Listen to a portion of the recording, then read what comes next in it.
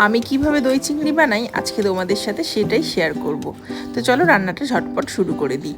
দিয়ে দিলাম সাদা তেল। এবার ফোড়নে দিচ্ছি কালো জিরে, কুচনো রসুন আর দিয়ে দেব শুকনো লঙ্কা।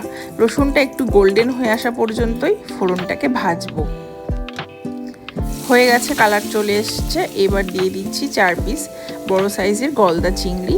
এই রান্নায় কোনো হলুদ আমি ব্যবহার করি না। দিয়ে দিলাম সামান্য নুন পরিমাণ অনুযায়ী, দিয়ে ভালো করে খানিকক্ষণ চিংড়ি মাছগুলোকে একটু ভেজে নেব। তবে খুব বেশি ভাজবো না, তাহলে চিংড়ি মাছের টেক্সচারটা রাবারি হয়ে যাবে। ব্যাস ভাজা হয়ে গেছে। এবার আস্তে আস্তে চিংড়ি মাছগুলোকে আমি তুলে নিচ্ছি।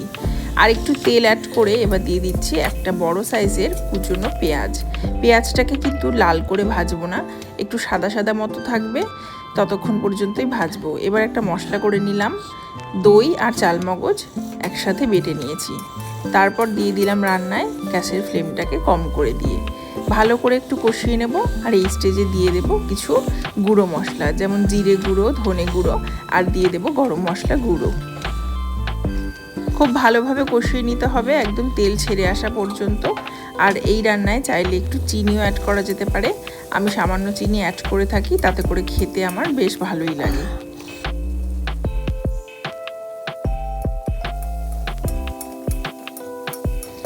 মশলা ভালোভাবেই কষানো হয়ে গেছে, তেল বেরিয়ে এসেছে। এবার অ্যাড করে দিলাম ভেজে রাখা চিংড়ি মাছগুলো। আরও খানিকক্ষণ কষিয়ে নেব এই মশলার সাথে চিংড়ি মাছগুলোকে। তারপরে মিক্সার গ্রাইন্ডারে বাটি ধোয়া জল আর খানিকটা নুন দিয়ে, মানে ব্যালেন্স করে নুনটা চেক করে নিয়ে দিয়ে, তারপর লো ফ্লেমে 15 মিনিটের জন্য কভার করে দেব। তাহলেই তৈরি হয়ে যাবে আমাদের দই চিংড়ি, একদম আমার স্টাইলে। রেসিপিটি অবশ্যই বাড়িতে ট্রাই করো, আশা করি ভালো লাগবে। টাটা।